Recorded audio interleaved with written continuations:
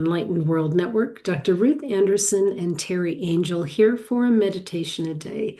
Today we're doing what we call meditation excavation. That's where Teri and I are just going to meditate together right here with you. Please join in.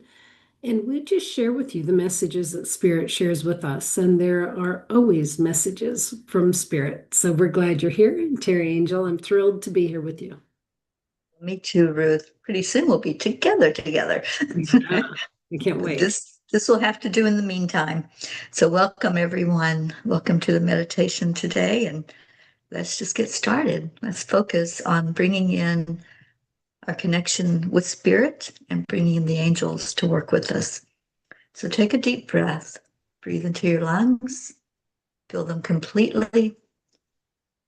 And softly and gently release that breath back out, letting go of anything that might be pulling your attention. Be very present with us today. And then as you continue to do that breathing, I'm going to invite our angels in. First, I call in Archangel Raphael, the angel of healing. He's been very busy lately, so we're asking him to be present with us for healing on all levels. Calling on Archangel Michael for our protection, keeping this a safe place for us to do our work together. We invite in Archangel Gabriel. Gabriel comes with clarity, helping us to understand messages, understand our mission, understand why we are even here right now in this place. And then Archangel Uriel, the angel of earth, the angel that helps us to center and balance. Let's do that now. With your next breath, bring it focused downward, heading down to the earth plane, going out the bottom of our feet and connecting in with Mother Gaia's energy. And then pull that energy back up, knowing that we are protected, we are loved, we are held by our Earth Mother. And bring it up to your heart space. Let it anchor right there. Feeling the balance. Being very centered in that energy as we breathe in again. This time with this breath, we're going to focus it upward and outward into the universe, right to the great central sun, and allow your energy now to bask in that light as we call in the light of God, our Creator, the light of Christ, of Divine Mother, of all the angels, the archangels, all angelic realm, masters, teachers, loved ones. We invite in those helpers who will come in for our best and highest good, knowing that only love and light can enter into our sacred field. And bring that energy back down now into your heart. We're going to connect in with the earth energy and feel that channel open for us to receive the messages, receive the inspiration from both earth and heaven as we meet together on this day. So just sit with that. Let's see where the meditation is going to take us as we excavate what it is they want us to know.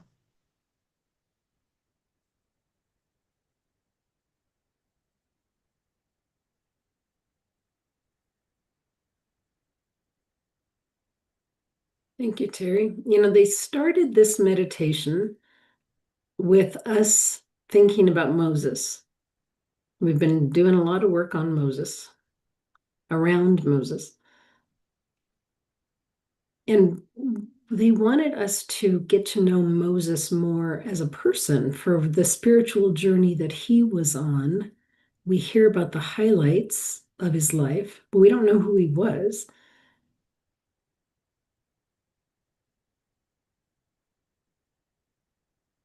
So, one thing that they did say to me was that it's never too late to step into your godly purpose. And we know that Moses stepped into doing the Exodus, leading Israelites, right? From the Exodus from Egypt across the Red Sea when he was 80 years old. Yes, he lived to 120, but still 80 years old is not young. So I think it is never too late to step into your godly purpose or a step further onto your godly purpose. It just shows that God can use any of us. We might have the thought that we're too weak or our bodies can't do something. Just think about when you're willing, God can use even the weakest, the oldest, uh, the youngest.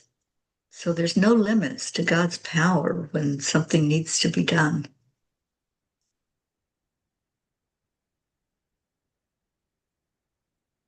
They're saying as long as you have breath.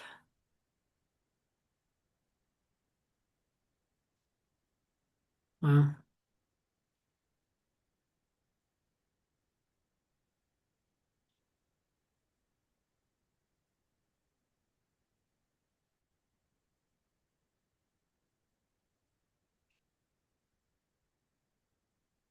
I love that thought, Ruth. As long as you have breath, um, I lost my father-in-law, my first father-in-law, when I was 19 or 20, and he had what's called black lung disease in Kentucky.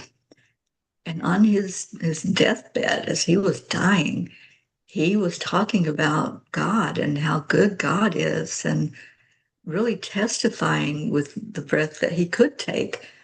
And every word was centered on that, praising God.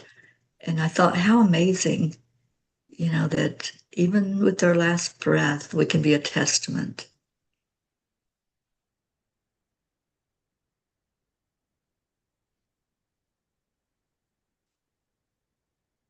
Yeah, beautiful.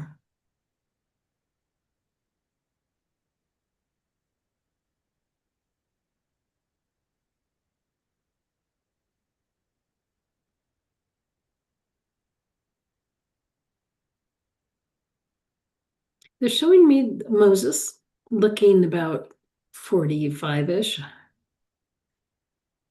And he looks like a hard worker. We know he was married. I don't know how many times. We know he's had at least 2 kids.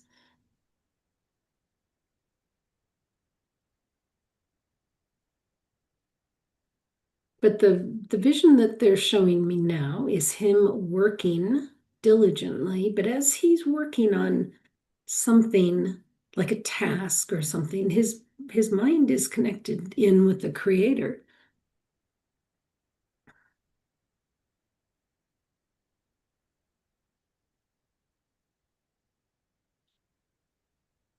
Doesn't mean it was all the time, but that's just the vision that they're showing me right now.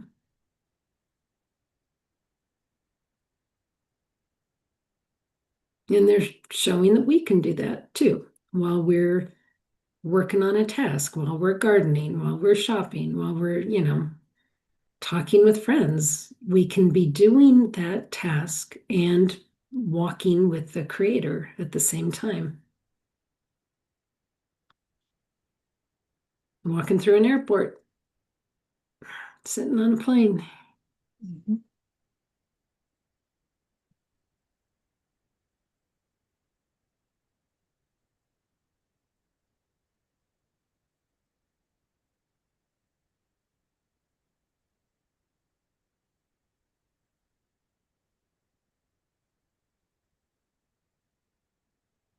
It's kind of like the first form of multitasking.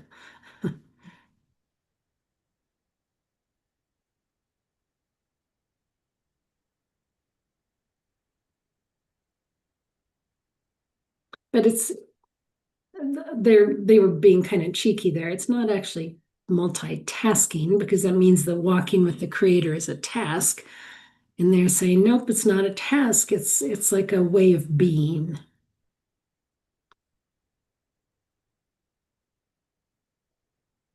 being present. Yeah, they're showing me that even though Moses never knew what a plane was or something going through the air, that he understood the concept of movement and to keep moving. And I think that's what he was encouraging these Israelites to do is keep moving. Don't get complacent or get fearful, but to keep putting one foot in front of the other. And as we think of flying, we're not physically putting one foot in front of the other, but the plane is moving us from place to place. So it's all about the movement and how are we moving forward in our divine plan. And sometimes it does involve a vehicle, a plane, a boat, whatever's necessary. So it's not necessarily multitasking, it's getting into the energy of that forward movement. And how do we do that and keep our thoughts focused on God? Because I know for me, Ruth, it's like the excitement of this trip and seeing you, seeing Deb, and doing the things we're going to do. I have to really pause, hit that pause button, and think about this is a divinely inspired journey. Right. And all these things that we've done, the prep work, that was necessary. That was the movement. Now, to get us into that one place where we're going to be shown things, we're going to have more clarity, Gabriel says. It's going to be a lot of clarity that opens up as we're right there visiting that spot where maybe Moses was laid at the edge of the water. We may be at that very spot. We don't know because there's no marker, but our energy will know.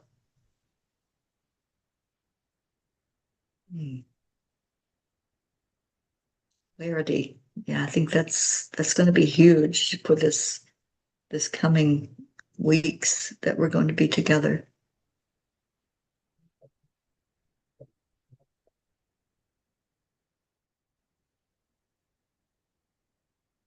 Well, your point about movement, because I don't believe they just walked around willy-nilly in order to be walking.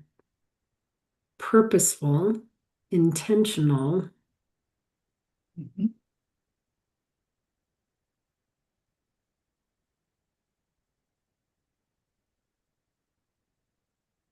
Can't fathom walking anywhere 40 years.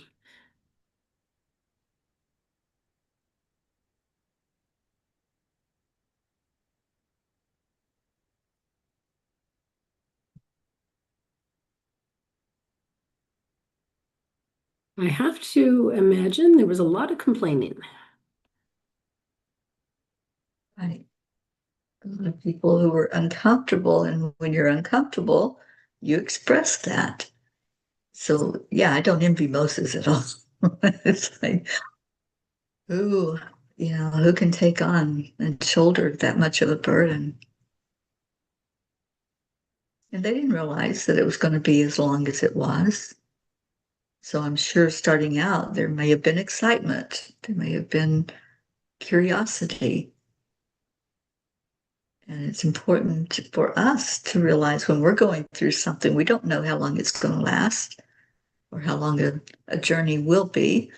So staying present in the moment can help that energy of curiosity and excitement. It can help keep it present for us. Stay in the present moment.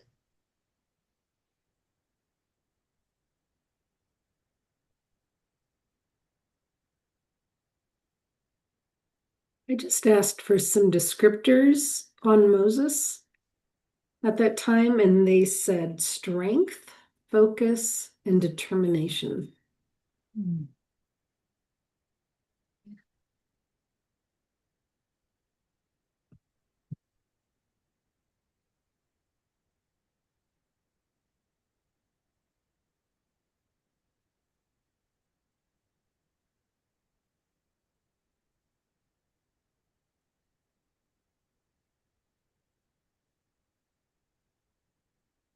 In the absence of knowledge, really.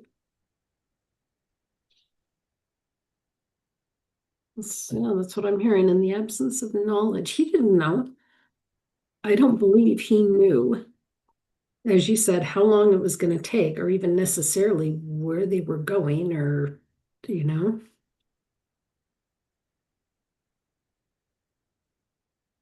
talk about faith. Yeah. And you're talking about the desert. There's no landmarks. There's nothing that says turn right here or keep going straight. Yeah, how hard that must have been.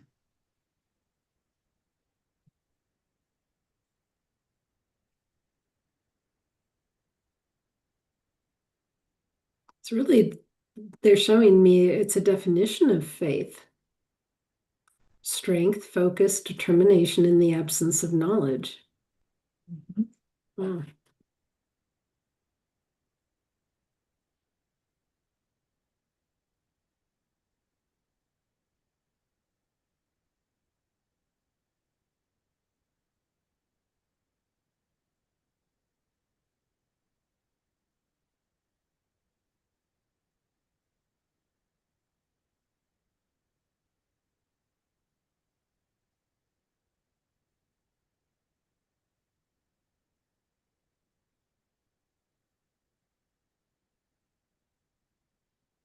I really wonder if their years were what we consider a same year, the same amount of time.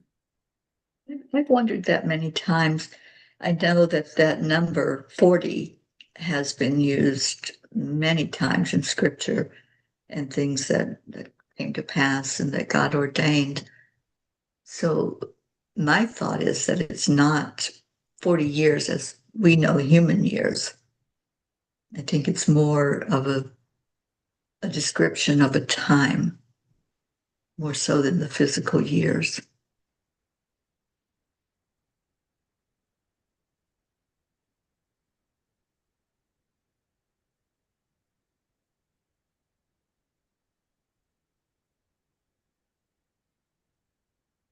They must have been so sick of seeing sand. Now, how do you even bathe? Dirt bath? I mean, seriously, That's so, how do you yeah, how do you bathe in the desert for 40 years? right. They must have been quite a visual. Wow. Yeah, and your shoes are not going to last. Your So clothes, I'm sure they didn't have extra shoes to put on their feet. your clothes won't last. Right. Your skin would just like be parched.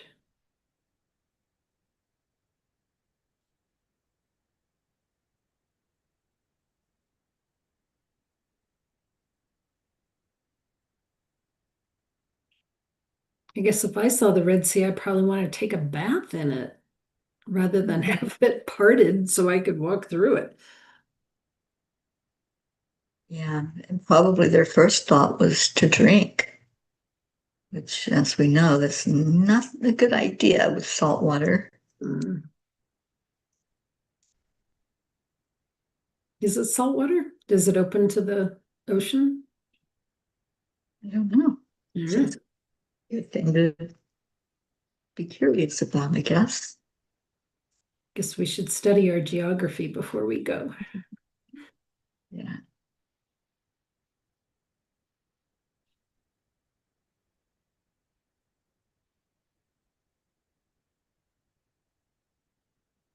So they're showing me the manna, and manna was a gift from God, which it was food, right?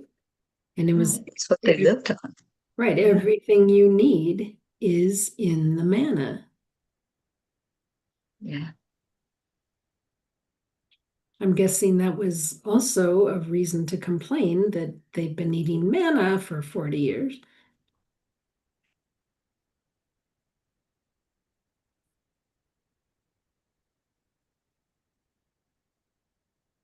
I don't even know what form that came in. Do you? I've always heard manna from heaven, so I would say that it came down. I could be wrong. It could be something that they came across on the desert floor. Yeah, I'm gonna just look that up because I'm so curious. Yeah, but I know that's always been the wording when I hear it, manna from heaven. Yep.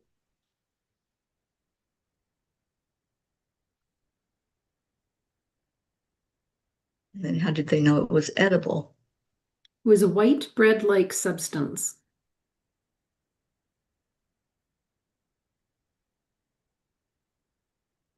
Yeah, it just says white bread-like substance. Wonder bread.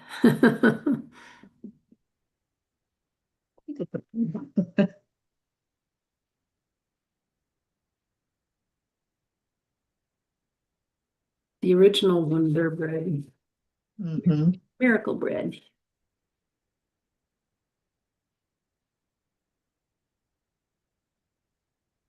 I'm sure there were so many miracles that took place during that time. Can you imagine? There must have been babies born in those 40 years. And how about water? Did they not need water because they were on a spiritual quest? Well, the human body has to have water. Right. Or was water somehow miraculously provided? I don't know. Yeah, the only instance we know of where water was mentioned was when Moses was given the instruction to speak to the rock and it would bring water. Right. Maybe the water came from rocks. I don't know the layout of the land there. If there were hills or something where maybe dew would form water for them to drink.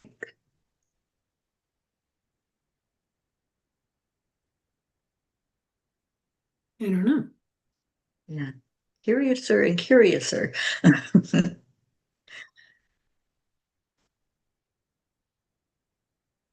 They're showing me during this time that as he would wind down for the night, he would be communing with the Creator.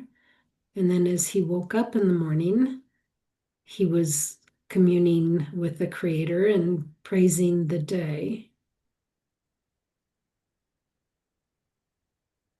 sort of setting his compass every night and every morning.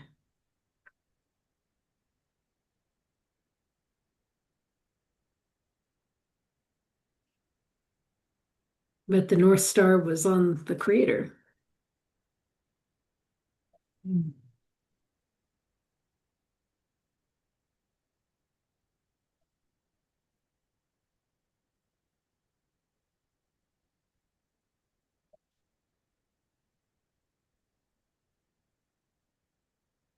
That he took that time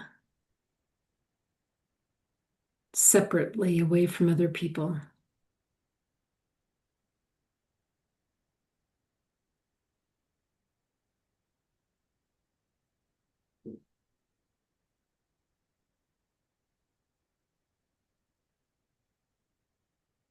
And are we asked to do the same thing?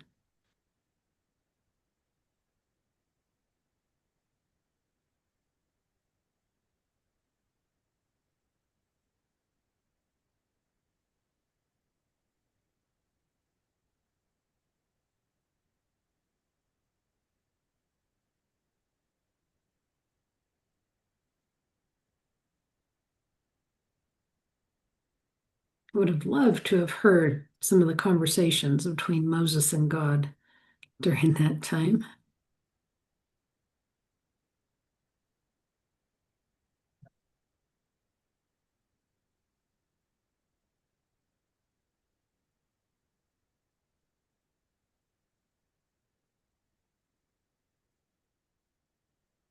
Makes me think back to my conversation with God when I was given the mission to go on this peace journey. And I'm like, you all not know what's going on here on earth? So I'm sure Moses had that same thought of, really? This is a big desert. God, you want us to do this? And just when we stop questioning the message that we hear and embrace it, the miracles do unfold.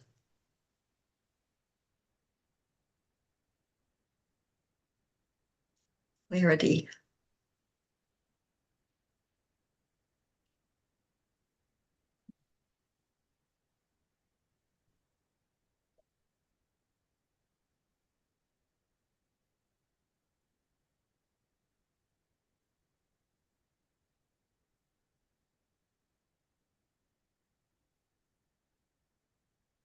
I wonder if his wife and sons went along.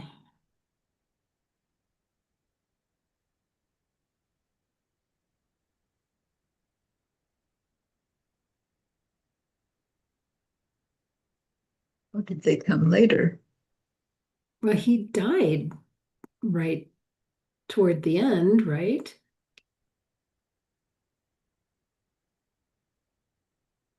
Well, if he's that's so weird. I'm not really sure because Yeah, I'm he's not sure.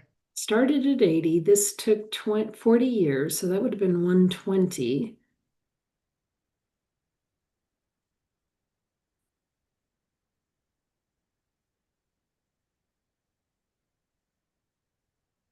I don't think they came later. I think it was at the end of this journey that he was taken out, right? My understanding, yes. He didn't get to cross the sea. Well, they all crossed the sea. He didn't cross the sea. No, nope, he didn't get to see the promised land. We need to see a timeline.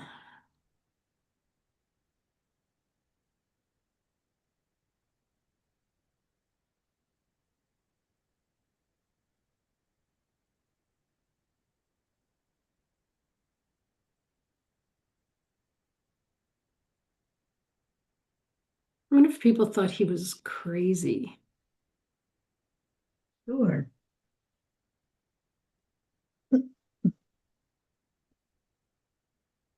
Sure they did, but yet they followed.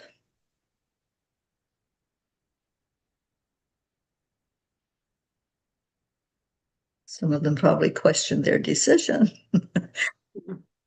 How did we get in this mess?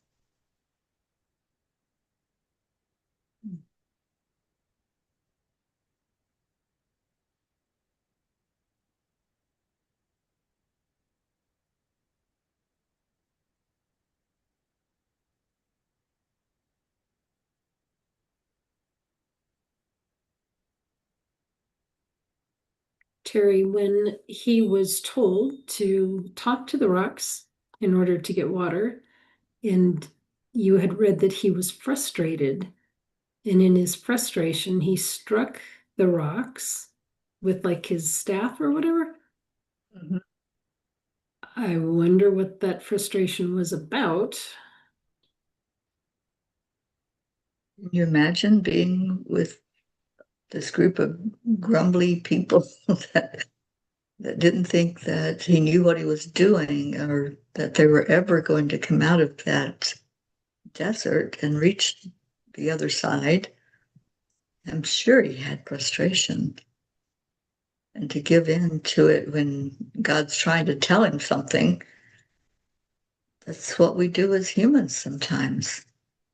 We're like, I hear you, God, but I'm so frustrated that I can't obey at this moment. And I can imagine if he had just listened, it would have been totally different at the end.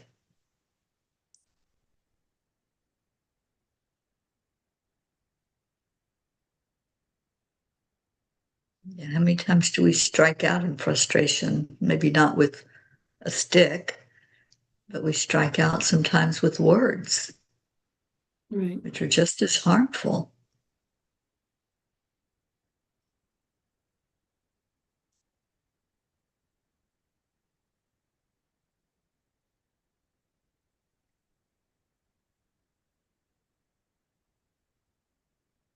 Well, it makes me wonder if he had been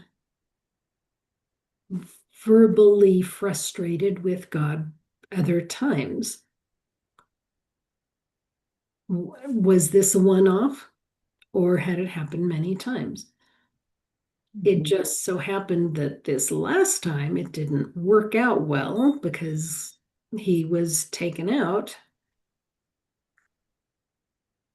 for not obeying God, from what I understand. Am I correct? Yeah, that's what I understand.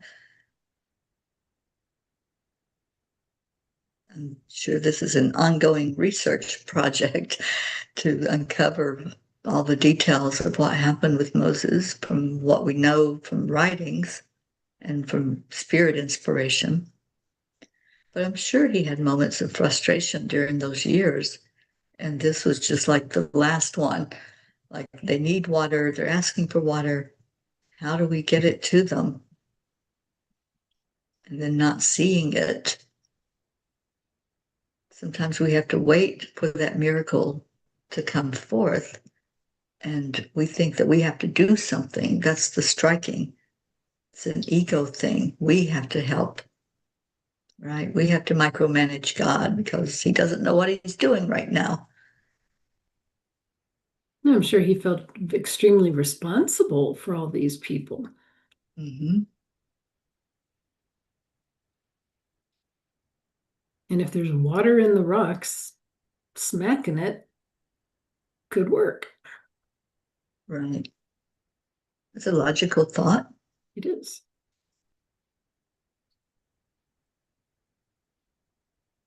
I wonder if there were certain things he was supposed to say to the rocks.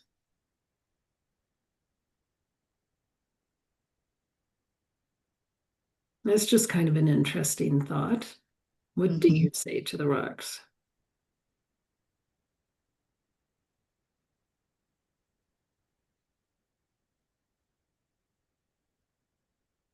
God said you'd provide, so here we go. Do it.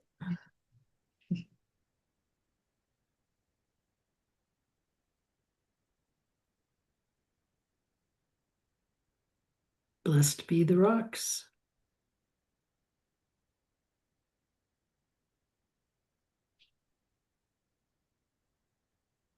For even they work in concert with God. If we will see rocks when we get to the Red Sea. I don't know what Hurghada looks like, the terrain there, but it'd be interesting to see if there are any rocks.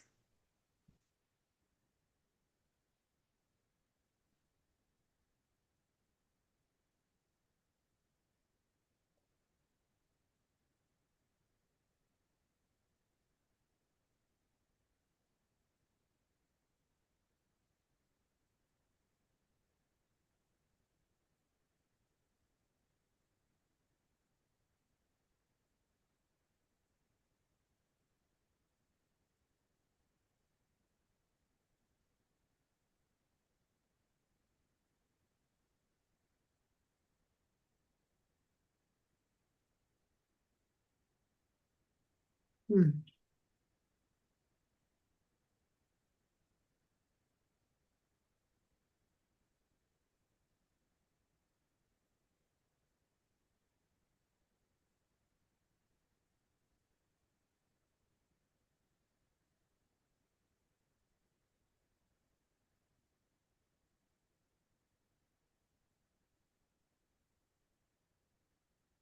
This is not the only time that we've seen rocks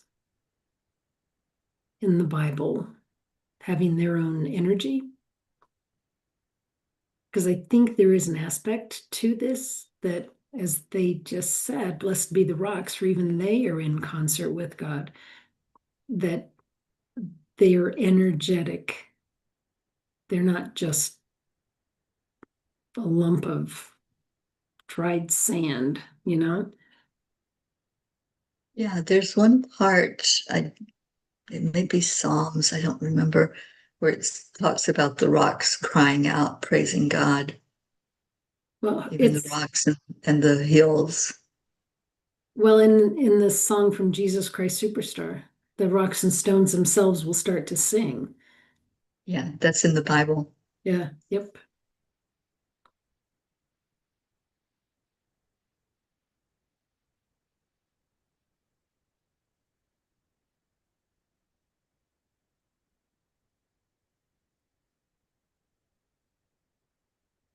So if God created these rocks to hold this water, and the rocks are energetic and they're at the ready to participate and provide, and then instead they just get smacked.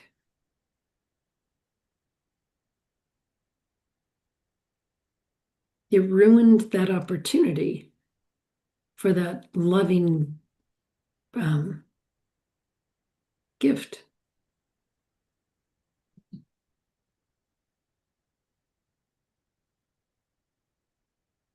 I'm just trying to focus in on why was God so mad that he killed Moses for striking the rocks instead of speaking to the rocks like he was told.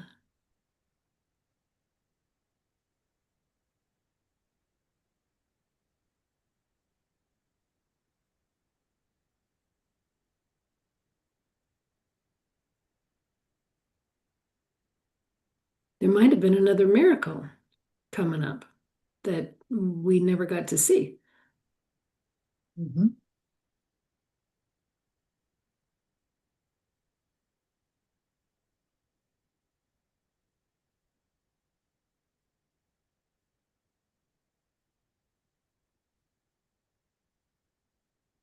And if you aren't allowing God's miracles, are you blocking God's miracles?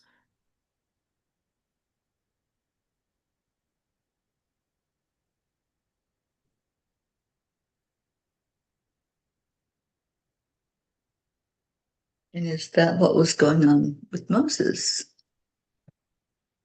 Was he questioning that God would follow through and do what he said he would do? Is that the frustration?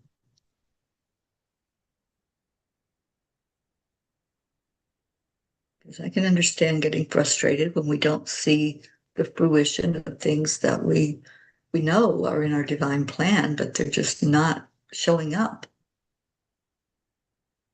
Well, we think there's a timeline, and there may not be a timeline or a set date for it to happen. It's our own expectations that get in the way. Right. I want what I want, and I want it now. We really have come to be a society that wants instant gratification.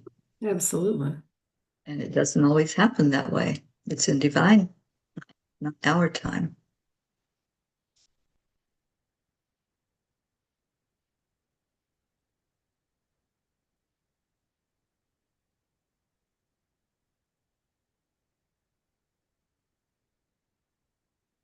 So that moment of choice, excuse me, right before striking the rocks, I'm hearing the words, my will, not thine.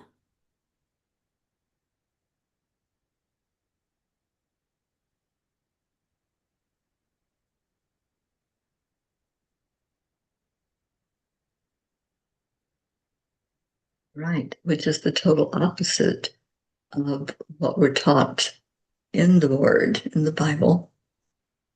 Thy will, not mine, O Lord, is from the Bible. Right. Switching roles, we take on the I'll do it myself, right? The attitude of if it's to be, it's going to be up to me.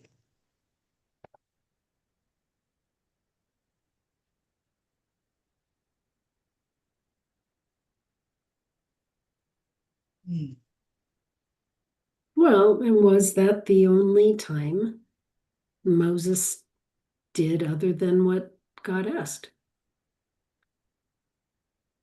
That's why it took 40 years. Well, it seems like it would be cruel if there was like one slip up and God goes, boom, out of the pool. But I don't know. Maybe, and we only heard what was passed down, right? But maybe there were other times. I don't know.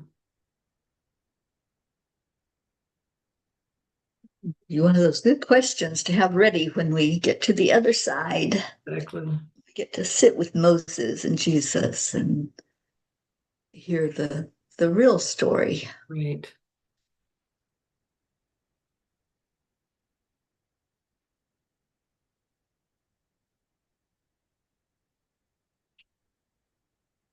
Or was there some kind of contract and Moses wasn't supposed to get to the finish line? Was it like, yeah, okay, I'm done. I brought you all this far and I'm out. Yeah. Who knows? We assume God did it to Moses. Moses didn't want it to happen, but I don't know that that's true. Yep. Nobody knows.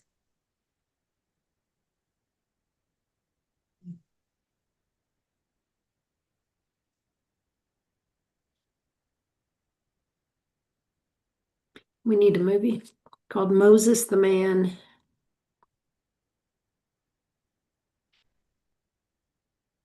But I don't know who would know more. Anyway,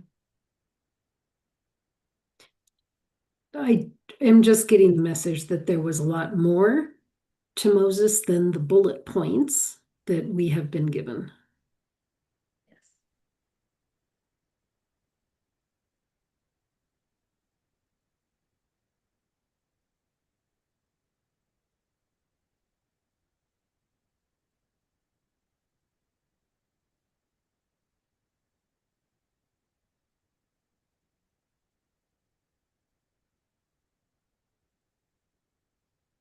Yeah, I think it's the same with any historical writing. We don't know many of the details. We just know the highlights, right? We just know if a war was won or lost, or where they battled, or what happened historically. So yeah, it will be interesting to fill in blanks, I think.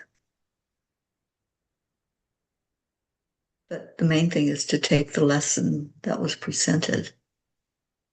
Stay the course.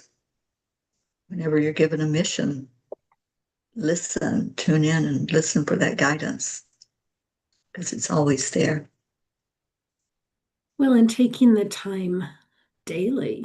I mean, he woke up with the Creator and he went to bed with the Creator and kept setting his compass on what he was being shown. So, yes, I will take that away from this one for sure. Plus, what they started with, which it is never too late to step into your godly purpose. Never too late.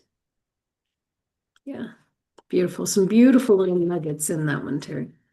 Yes, absolutely. Yeah.